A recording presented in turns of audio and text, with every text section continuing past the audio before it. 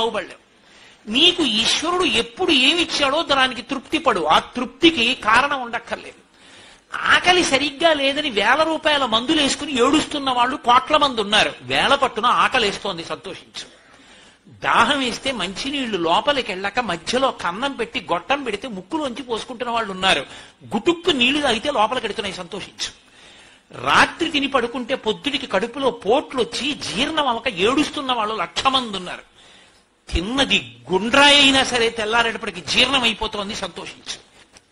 పడుకుంటే నిద్ర పట్టక చారుడు మాత్రలు వేసుకు పడుకుంటున్న వాళ్ళు ఉన్నారు. తలగడా మీద చెయ్యెట్టుకుని ఇలా పడుకుంటే నిద్ర పడుతోంది. పుస్తకం ఉంటే తప్ప మాట్లాడలేని వాళ్ళు ఉన్నారు. వేదికెక్కి కూర్చుని మాట్లాడడం మొదలు పెడితే గంగా ప్రవాహంలో వస్తోంది, సంతోషించు ఈశ్వరుడి కారుణ్యానికి. కొంతమంది కూర్చోలేని వాళ్ళు ఉన్నారు, కూర్చుంటున్నావు. నడవలేని వాళ్ళు ఉన్నారు, నడుస్తున్నావు. చూడలేని వాళ్ళు ఉన్నారు, చూస్తున్నావు. వినలేని వాళ్ళు ఉన్నారు, వింటున్నావు.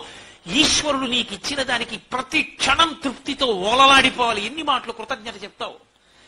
అది మానేసి ఎప్పుడు ఏదో పోయిందాన్ని తలుచుకుని ఏడవడం కాదు, వచ్చేదాన్ని ఊహించుకుని అలా జరిగితే బాగుండని కనుబొమలు ఎగరేయడం కాదు. ఇప్పుడు ఇక్కడ నీకు ఈశ్వరుడు వర్తమానంలో ఏమిచ్చాడో దానితో తృప్తిగా ఉండడం అలవాటైతే వాణ్ణి మించిన భాగ్యవంతుడు లేడు. అదే ధర్మం.